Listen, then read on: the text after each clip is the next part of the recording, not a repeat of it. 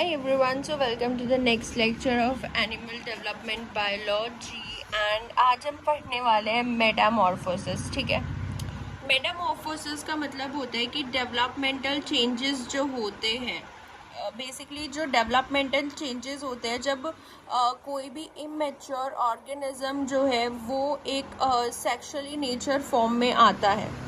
कोई भी immature organism है एंड उसको एक चांस दिया जाता है, is given a new usually sexually mature form. जब वो इमेच्योर से मेच्योर फॉर्म में आते हैं तो उसके अंदर कुछ डेवलपमेंट चेंजेस होते हैं उसकी बॉडी में, तो उसको हम बोलते हैं मेटामॉर्फोसिस। ठीक है, यानी कि उसके अंदर कुछ सेल्स हैं जो डिवाइड होती हैं, कुछ सेल्स है डिफ्रेंशिएट होती हैं, कुछ सेल डाई, कुछ का अपॉप्टोसिस हो जाता है। जैसे जाइगोट से एम्ब्रियो बनता है, देन एम्ब्रियो से लार्वा, उसके बाद लार्वा से जब एडल्ट बनता है ना, लार्वा एक इमेच्योर फॉर्म होती है, एडल्ट पूरा एक मेच्योर एडल्ट फॉर्म हो जाता है, तो उसको उसके अंदर यहाँ पे मेटामॉर्फोसिस होता है, उसके अंदर कुछ डेवलपमेंटल चेंजेस होते हैं जिससे वो लार्वा से एक इमेच्योर फॉर्म से एडल्ट और एक मेच्योर फॉर्म में डेवलप्ड हो जाता है। एम्फीबियंस का मेटामॉर्फोसिस हम पढ़ेंगे। एम्फीबियन मेटामॉर्फोसिस जो होता है is associated with morphological changes that prepare an aquatic organism for a primarily terrestrial existence. क्योंकि एम्फीबियंस जो है वो एक्वेटिक होते हैं, स्टार्टिंग में टेडपॉल लार्वा हम देखते हैं उनका, तो वो एक्वेटिक ऑर्गेनिज्म जो है वो अपने आप को प्रिपेयर करते हैं टेरेस्ट्रियल एग्जिस्टेंस के लिए, टेरेस्ट्रियल सरफेस पे रहने के लिए, तो उनके अंदर ये मेटामॉर्फोसिस देखा जाता है। सो एक्वेटिक लाइफ जो है वो टेरेस्ट्रियल लाइफ के तरफ जा रही है, तो इस केस में उनकी बॉडी में बहुत सारे डेवलपमेंटल चेंजेस होते हैं। हम उन्हीं डेवलपमेंट चेंजेस को मेटामॉर्फोसिस बोलते हैं, उस प्रोसेस को। ठीक है, I hope Metamorphosis term clear हुई होगी। उसके बाद हम देखते हैं कि इनमें क्या क्या चेंजेस होते हैं। जैसे अगर हम क्लास ऑफ एम्फीबियंस में देखें, हमारे पास एक यूरोडेलिस होते हैं एंड एक हमारे पास एन्यूरेंस होते हैं। तो यूरोडेलिस जैसे इसका एग्जांपल हो गया सेलमेंडर। ठीक है, सेलमेंडर में जो चेंजेस इंक्लूड होते हैं, एक तो इनका जो टेल फिन है उसका रिजॉर्प्शन हो जाता है, resorption of the tail fin, destruction of external gills का डिस्ट्रक्शन हो जाएगा, changes in the skin structure में उनके चेंजेस आता है, एक्सटर्नल गिल डिस्ट्रॉय हो जाएंगे क्योंकि टेरेस्ट्रियल लाइफ पे जा रहे हैं तो गिल्स का कोई काम नहीं है, स्किन स्ट्रक्चर चेंज हो जाता है। एन्यूरेंस और जो फ्रॉग एंड टॉड्स होते हैं, ये हमने सैलमेंडर में देखा। फ्रॉग और टॉड्स की जो क्लासेस होती है एम्फीबियंस की, changes are more dramatic with almost every organ subject to modification. इसमें बहुत ही ज़्यादा ड्रामेटिक चेंजेस होते हैं जिसमें हर एक ऑर्गन का मॉडिफिकेशन होता है। The changes in amphibian metamorphosis are inhibited by thyroid hormone, initiated by thyroid hormone. जो इस एम्फीबियन मेटामॉर्फोसिस में जितने भी चेंजेस हो रहे हैं इनको इनिशिएट करता है thyroid hormone T4 and T3 which is try iodothyronine and T4 is thyroxine. So hormones जो होते हैं T3 एंड T4 ये ट्रैवल करते हैं ब्लड से एंड सारी ऑर्गन्स में पहुंच जाते हैं लार्वा की, जहाँ जहाँ पे चेंजेस होने हैं। तो हम इसके फ्रॉग एंड टॉड्स के अब चेंजेस देखेंगे कि कौन कौन से ऐसे ड्रामेटिक चेंजेस होते हैं इनके अंदर जो थायराइड हार्मोन इनिशिएट करते हैं। So, when the larval organ encounter these thyroid hormone, they can respond in any of the four ways. जब लार्वल ऑर्गन्स जो होती हैं, जब ये थायराइड ब्लड के थ्रू उन ऑर्गन्स तक जाते हैं तो वो इनका रिस्पॉन्ड 4 तरीके से करते हैं। या तो उसमें ग्रोथ हो सकती है, जैसे आप देखो जो फ्रॉग के हिंड लिम्स होते हैं उसमें ग्रोथ हो जाती है। डेथ भी हो सकती है, जो फ्रॉग के टेल की सेल्स होती हैं उसमें डेथ हो जाती है। रीमॉडलिंग हो सकती है, फ्रॉग्स इंटेस्टाइन में रीमॉडलिंग होती है, या रीस्पेसिफिकेशन होती है, जो लीवर एंजाइम होते हैं फ्रॉग के उनके अंदर देखने को मिलता है। सो ग्रोथ, डेथ, रीमॉडलिंग, रीस्पेसिफिकेशन, ये सारी चीज़ें जो है लार्वल ऑर्गन में होती है। T4 का अमाउंट जो है वो ज़्यादा होता है T3 से, लेकिन T3 सबसे ज़्यादा एक्टिव फॉर्म होती है। सो ज़्यादातर T4 जो है वो T3 में कन्वर्ट हो जाता है।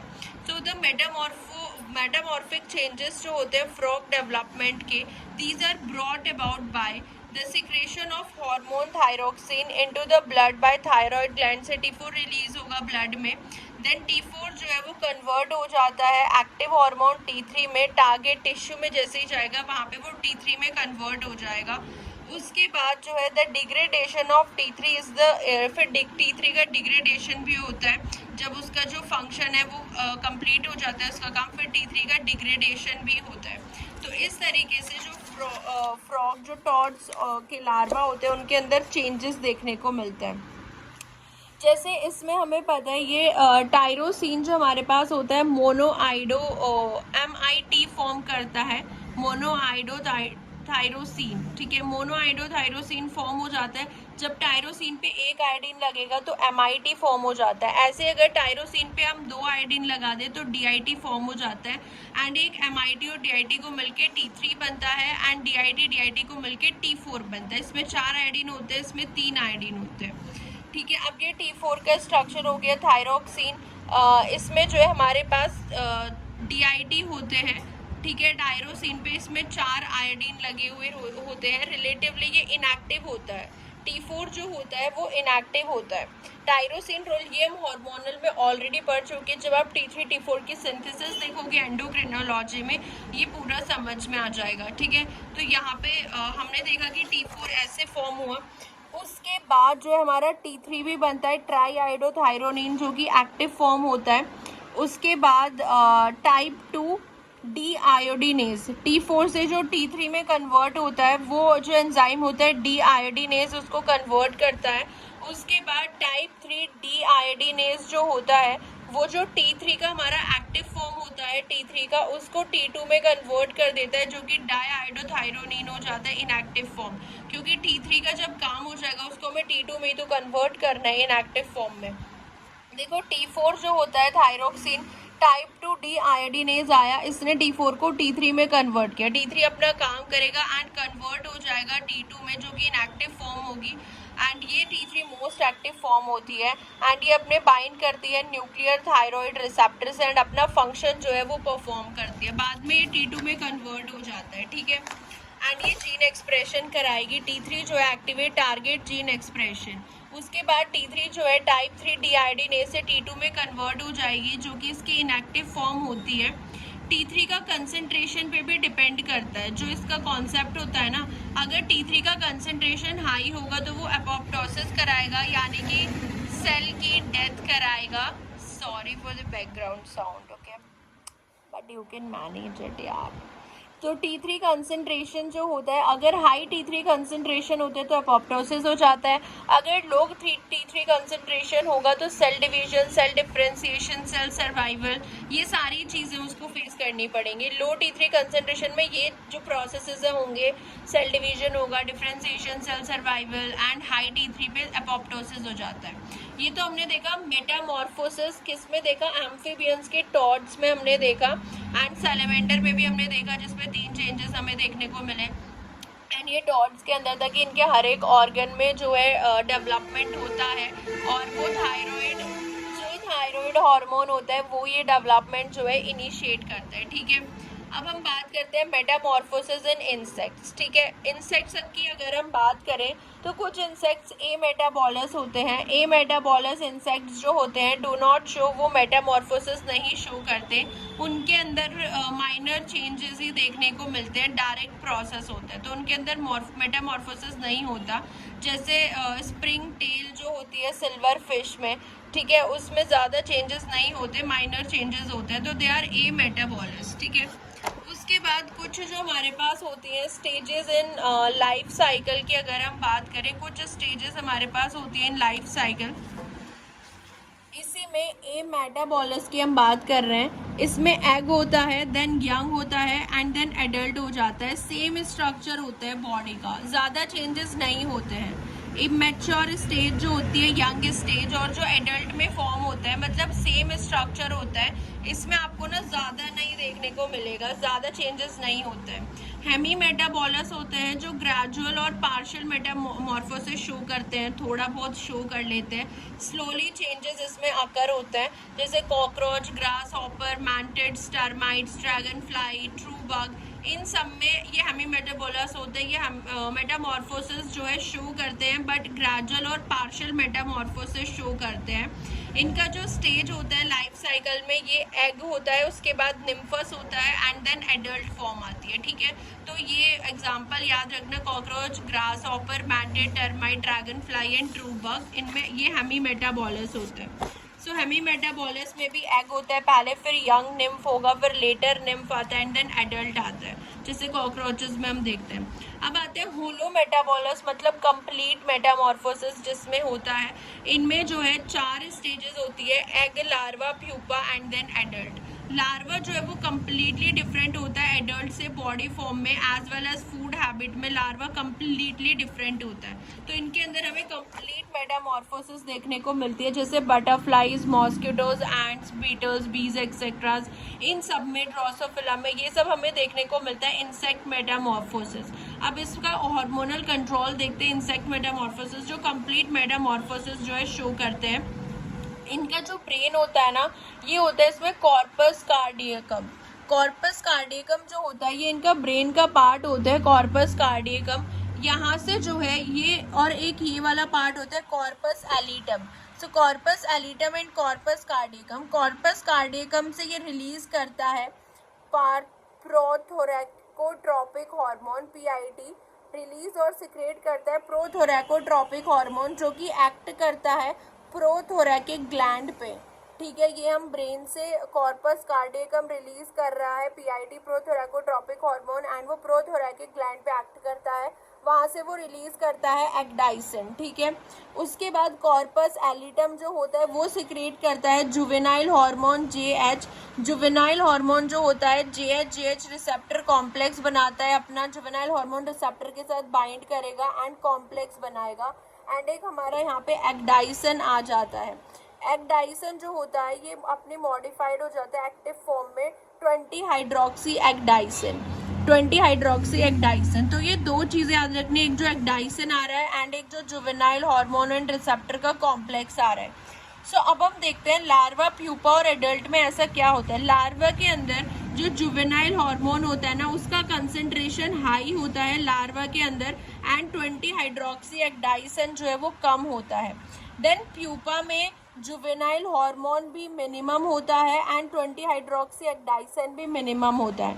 लार्वा में जुवेनाइल हार्मोन ज़्यादा है, लेकिन एडल्ट में सिर्फ और सिर्फ 20 हाइड्रोक्सी एक्डाइसन ही ज़्यादा होता है। तो इसलिए इनके अंदर इतने चेंजेस देखने को मिलते हैं, क्योंकि आप देखो लार्वा में जुवेनाइल हार्मोन ज़्यादा है ना, और एडल्ट में 20 हाइड्रोक्सी एक्डाइसन ज़्यादा, एकदम डिफरेंट कंसंट्रेशन है। तो इनके अंदर कंप्लीट मेटामॉर्फोसिस या डेवलपमेंट हमें देखने को मिलता है, ठीक है। और एक ये और टॉपिक हम पढ़ लेते हैं, सी एलिगेंस का जो एपोप्टोटिक पाथवे होते हैं। वैसे ये हमने सेल बायोलॉजी में कवर किया हुआ है एपोप्टोसिस में, बट एक बार हम देख लेते हैं। इसमें क्या होता है, एपोप्टोसिस मतलब programmed cell death, silent death, जो कि सराउंडिंग टिश्यू को अफेक्ट नहीं करती है।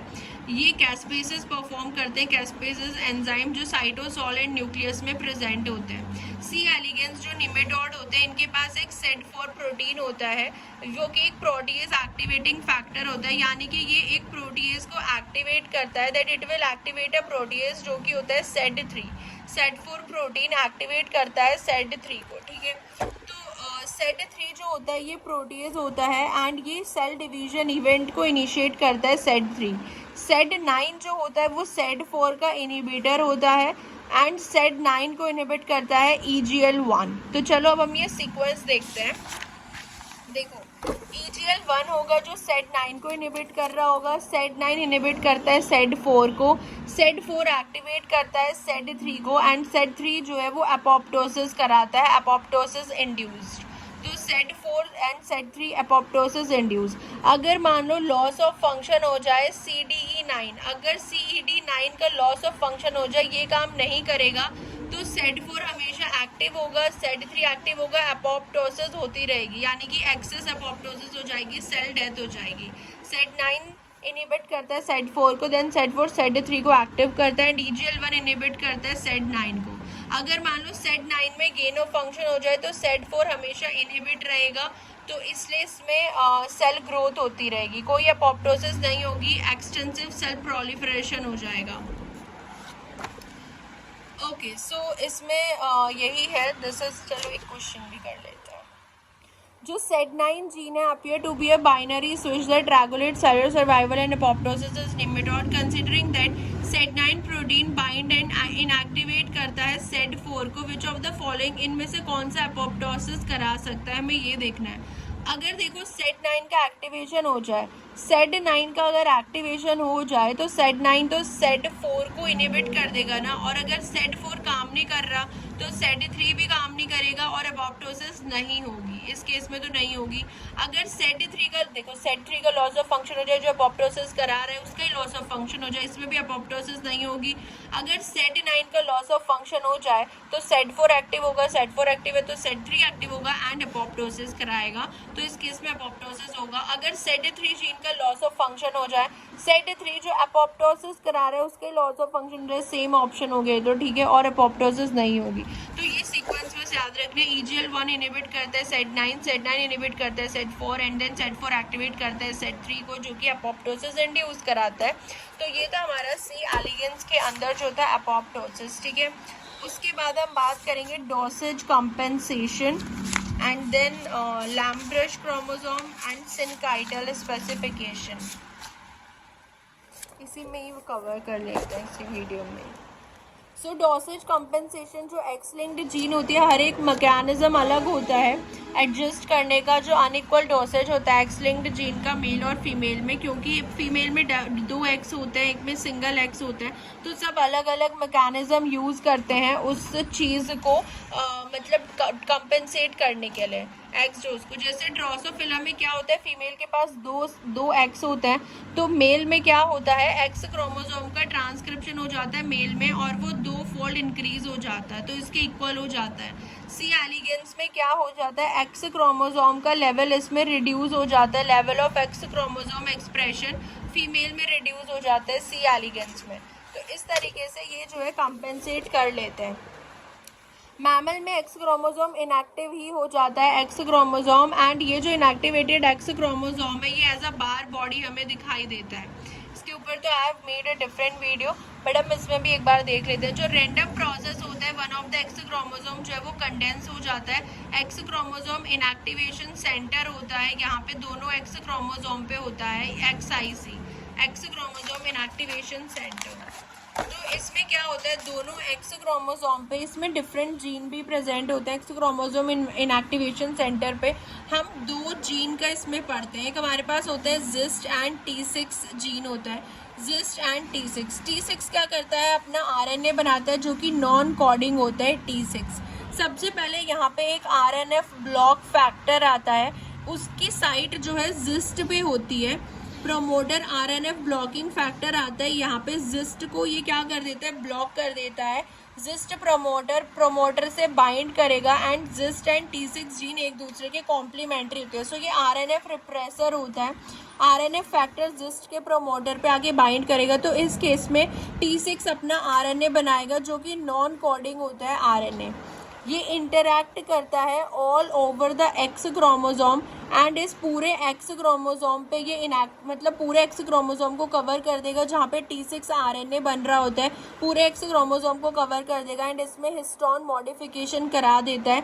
हिस्टोन का अगर डीएसिटाइलेशन होगा तो जीन इनएक्टिव हो जाते हैं, या फिर हिस्टोन 3 पे अगर K27 लाइसिन 27 पे मिथाइलेशन होगा तो भी जीन इनएक्टिव हो जाता है, यानी कि एक्स क्रोमोसोम इनएक्टिवेशन ये इसको इनएक्टिव करा देता है कंप्लीट, ठीक है। तो ये ऐसे होता है। एंड दूसरे वाले को ये इसलिए इनएक्टिव नहीं करा पाता क्योंकि जो T6 का RNA बन रहा होता है ना, वो इस वाले क्रोमोसोम पे मॉडिफिकेशन नहीं करा पाता क्योंकि इसमें ZIST का भी RNA बन रहा है एंड दोनों हाइब्रिडाइज हो जाते हैं कॉम्प्लीमेंट्री, तो ये स्ट्रक्चर न्यूट्रलाइज हो जाता है। तो इसलिए ये इस वाले पे नहीं करा सकता क्योंकि इस पे ZIST का भी एक्सप्रेशन होता है। और T6 इसमें T6 RNA सिर्फ इस अपने ही जहाँ पे T6 का एक्सप्रेशन हो रहा होगा उसी वाले एक्स क्रोमोसोम को इनएक्टिव करा सकता है मॉडिफिकेशन करा के, histone modification. So the concentration of RNF is only is a amount that can only bind to, ये सिर्फ इतना ही कंसंट्रेशन होता है RNF TNF का, वो सिर्फ एक ही एक्स क्रोमोसोम पे बाइंड करता है, जिस पे बाइंड करेगा वहाँ पे जिस्ट नहीं बनेगा, T6 बनेगा। T6 का RNA उस पर हिस्टोन मॉडिफिकेशन करेगा, वो इनएक्टिव हो जाएगा। दूसरे वाले पे T6 का RNA इसलिए काम नहीं करता क्योंकि उसमें जिस्ट का भी बन रहा होता है RNA और वो न्यूट्रलाइज कर देता है, तो यहाँ पे उसका नहीं चल पाता काम। तो ये होता है डोसेज कंपेंसेशन। और फीमेल जैसे हम देख रहे हैं 3 एक्स क्रोमोसोम है, तो बार बॉडी कितनी होगी, -1 कर दो तो इसमें 2 बार बॉडी होगी। एक्स क्रोमोसोम जितने भी है -1 कर दो, 3 - 1 तो 2 बार बॉडी होगी। इसमें हो जाएगा एक्स क्रोमोसोम 1 - 1 तो 0 बार बॉडी होगी। ठीक है, एक बार हम लैम्ब्रश क्रोमोसोम देख लेते हैं। लैम्ब्रश क्रोमोसोम जो होते हैं ये एम्फीबियन के ऊ साइट में देखने को मिलते हैं। जो एम्फीबियंस की ऊ साइट होती है ना, उसमें सर्टेन पीरियड होता है of very active RNA synthesis. उसकी में एक ऐसा पीरियड आता है एम्फीबियन की ऊ साइट पे जहाँ पे RNA सिंथेसिस बहुत एक्टिव होती है। सो जब डिप्लोटिन स्टेज आ रही होती है, प्रोफेज 1 की जो डिप्लोटिन स्टेज होती है, हाँ, उसमें सर्टेन क्रोमोसोम जो है वो स्ट्रेच आउट होते हैं large loop of the DNA causing them to resemble a lamp brush. So during the diploidin stage कुछ क्रोमोसोम क्या करते हैं, वो स्ट्रेच आउट करते हैं large loop of the DNA and causing them DNA के जो लूप्स होते हैं ना वो ऐसे स्ट्रेच आउट हो जाएंगे तो वो एक लैम्प ब्रश जैसे दिखने लगते हैं, जो टेस्ट ट्यूब जिससे हम क्लियर करते हैं लैम्प ब्रश। ठीक है, सो इस टाइप का उनका स्ट्रक्चर हो जाता है लैम्प ब्रश क्रोमोसोम का। ठीक है, ऐसे दिखने लगते हैं ब्रश जैसे। So in situ hybridization reveal these lampbrush chromosome to be active site of RNA synthesis. तो हमें पता चला कि ये एक्टिव साइट होती है RNA सिंथेसिस की। ठीक है, so these are the active sites of RNA synthesis. दूसरा हम बात करते हैं पॉलीटीन क्रोमोसोम। जो फर्स्ट ये रिपोर्ट किया था पॉलीटीन क्रोमोसोम E.G. बाल्बियानी ने रिपोर्ट किया था 1881 में। ये प्रेजेंट होते हैं ड्रोसोफिला के लार्वल सलाइवरी ग्लैंड में। ड्रोसोफिला का जो लार्वा होता है उसकी सलाइवरी ग्लैंड में ये प्रेजेंट होते हैं पॉलीटीन क्रोमोसोम। ठीक है, और डिप्टेरेंस फ्लाइज जो होती है, हाँ, उसमें प्रेजेंट होते हैं ड्रोसोफिला में। और ये कैसे प्रोड्यूस होते हैं, endo replication in which chromosomal DNA undergo mitotic replication but strand do not separate।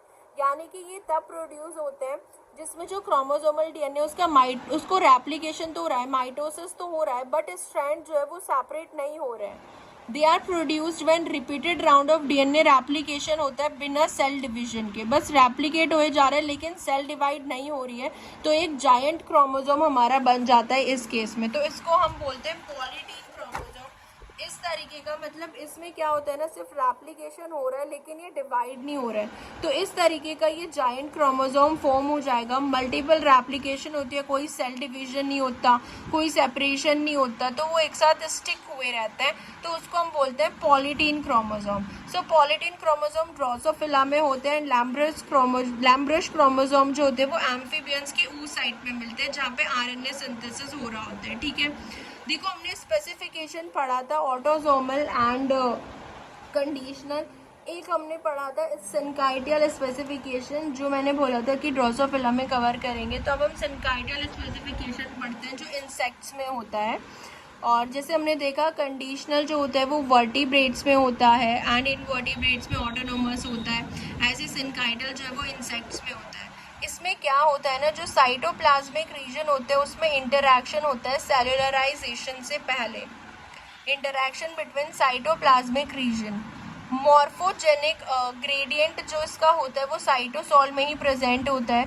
Morphogenic gradient जो सिग्नल होता है वो साइटोसोल में ही प्रेजेंट होता है। एंड ये जो मॉर्फोजन होता है वो कंसंट्रेस बेसिस पे काम करता है, कंसंट्रेशन बेसिस पे। एंड मोस्टली ये ट्रांसक्रिप्शन फैक्टर्स ही होते हैं। मॉर्फोजन की अगर हम बात करें तो वो साइटोसोल में ही प्रेजेंट होता है। जैसे देखो ये हमारा जो है हाई ऑफ कंसंट्रेशन होती है, स्पर्म की एंट्री होती है, यहाँ पे ये जाइगोट बनने लगता है। फिर ये फर्टिलाइज्ड एग होता है। आफ्टर फर्टिलाइजेशन इसमें जो है बहुत सारे न्यूक्लियस बनने लग जाएंगे, सिनकाइटियम कंडीशन हो जाएगी, यानी कि मल्टीपल न्यूक्लियस प्रेजेंट होते हैं। सिर्फ कैरियोकाइनेसिस होता है, इसमें सिर्फ न्यूक्लियस डिवीजन हुआ है। टोटल 13 न्यूक्लियर डिवीजन होता है, यानी कि टोटल न्यूक्लियस 2⁻13 इतने न्यूक्लियस यहाँ पे होते हैं, क्योंकि सिर्फ इसमें सिनकाइडियम कंडीशन होती है जिसमें सिर्फ और सिर्फ न्यूक्लियस डिवाइड कर रहे हैं। तो मल्टीपल न्यूक्लियस प्रेजेंट हो जाते हैं, सेल डिवाइड नहीं कर रही है। तो ये होता है फर्टिलाइज्ड एग, ठीक है। हम ये एग देख रहे हैं इंसेक्ट्स में। फिर इसमें जो है स्पेसिफिकेशन होता है, स्पेसिफिकेशन जो होता है ये सिनकाइटियल ब्लास्टोडर्म पे होता है, अकर ऑन सिनकाइटियल ब्लास्टोडर्म। उसके बाद होता है इसमें डिटर्मिनेशन। डिटर्मिनेशन में क्या होता है, सेल्यूलर ब्लास्टोडर्म में डिटर्मिनेशन होता है। तो ये स्पेसिफाइड हो जाती है सिनकाइटियल ब्लास्टोडर्म पे, ये स्पेसिफाइड हो जाती है, यानी कि इसके बाद इसको हम चेंज कर सकते हैं स्पेसिफाइड होने के बाद भी, लेकिन जब वो डिटरमाइंड हो जाती है सेल्यूलर ब्लास्टोडर्म पे, वो डिटरमाइन हो जाती है। तो इसके अंदर हमें ऑटोनोमस एंड कंडीशनल स्पेसिफिकेशन दोनों देखने को मिलती है सिनकाइटियल स्पेसिफिकेशन में, ठीक है। तो डिटरमाइंड वो हो जाती है सेल्यूलर ब्लास्टोडर्म पे एंड स्पेसिफिकेशन वो हो जाती है सिनकाइटियल ब्लास्टोडर्म पे, डिटरमाइंड हो जाती है सेल्यूलर ब्लास्टोडर्म पे। अब देखो ये हमारा अनफर्टिलाइज्ड एग है। अभी यहाँ पे हमें पता है पोस्टीरियर में नैनोज एमआरएनए होता है, यहाँ पे हमारा बाइकॉइड एमआरएनए होता है, हंचबैक और जो कॉर्डल है वो डिस्ट्रीब्यूटेड रहता है ऐसे। एंड ये हमारा जो है अंदर ये पूरा हमारा अनफर्टिलाइज्ड एग है। जैसे हमारा फर्टिलाइजेशन हुआ, न्यूक्लियर डिवीजन हुआ, यहाँ पे सिनकाइटियम फॉर्म हो जाएगा, न्यूक्लियर डिवीजन हुआ, ये बॉल सेल्स यहाँ पे आ जाते हैं, ये पोस्टीरियर साइड जो होता है नैनोज एंड कॉर्डल आ जाते हैं, एंड यहाँ पे हंचबैक और बाइकॉइड आ जाते हैं, ठीक है। इनका ऐसे ग्रेडियंट बन जाता है, ठीक है। ये हम देख चुके हैं ड्रोसोफिला में। इसके बाद जो न्यूक्लियर माइग्रेशन होता है वो स्टार्ट कर देता है मूविंग टुवर्ड पेरिफेरी। ये जो न्यूक्लियर होते हैं ये पेरिफेरी की साइड मूव करना स्टार्ट कर देते हैं, इसको हम बोलते हैं सिनकाइटियल ब्लास्टोडर्म। तो ये होती है हमारी सिनकाइटियल ब्लास्टोडर्म, जहाँ पे न्यूक्लियस पेरिफेरी की साइड चले जाते हैं, यानी कि स्पेसिफिकेशन हमारी अचीव हो गया। उसके बाद जब इसका सेल्यूलराइजेशन होता है, जब इसमें हमारे पास acron, head, thorax, abdomen, telson form हो जाता है पूरा, इसको बोलते हैं सेल्यूलर ब्लास्टोडर्म, यानी कि डिटर्मिनेशन अचीव हो गया है। तो ये होता है पूरा सिनकाइटियल स्पेसिफिकेशन, जो कि हमें इंसेक्ट्स में देखने को मिलता है, ठीक है। सिनकाइटियल ब्लास्टोडर्म पे वो स्पेसिफाइड होता है एंड सेल्यूलर ब्लास्टोडर्म पे वो डिटरमाइंड हो जाता है, ठीक है। आई होप ये क्लियर हुआ होगा। स्टेम सेल्स हमें पता ही है अनडिफरेंशिएटेड सेल्स होती हैं, गो एंड फॉर्म, वो कोई भी स्ट्रक्चर बना सकती हैं। दो प्रॉपर्टी होती है, एक तो अपने रिन्यूअल कर लेती है, खुद का सेल का पॉपुलेशन ये मेंटेन करती है, दूसरा ये अनइक्वल मैनर में डिवाइड करती है, सिमेट्रिक मैनर में, जिससे हमारी प्रोजेनेटर सेल बनती है। स्टेम सेल्स अनडिफरेंशिएटेड सेल है, एसिमेट्रिक डिवीजन होगा, एक स्टेम सेल बनेगी जो अपना रिन्यूअल करेंगी, एक प्रोजेनेटर सेल बनती है जिसमें हैव रेस्ट्रिक्टेड पोटेंशियल एंड वो अलग अलग डिफरेंशिएटेड लीनिएजेस सेल बनाती है। जैसे हिमेटोपोइटिक स्टेम सेल हम देखते हैं ना बोन मैरो में, तो वो सब हम देख लेते हैं ना। ये तो हमें पता है बोन मैरो में, जो कि haematopoietic stem cell lymphoid and myeloid progenitor form करती है। So this is all about the animal physiology. हमने ड्रोसोफिला वगैरह सब कवर कर लिया। अभी कुछ टॉपिक्स रहते हैं, fertilisation, external internal fertilisation, cleavage वगैरह रहता है, इनर सेल मास, तो वो सब हम अभी देखेंगे, ठीक है, वो भी देखेंगे। So that's it for today.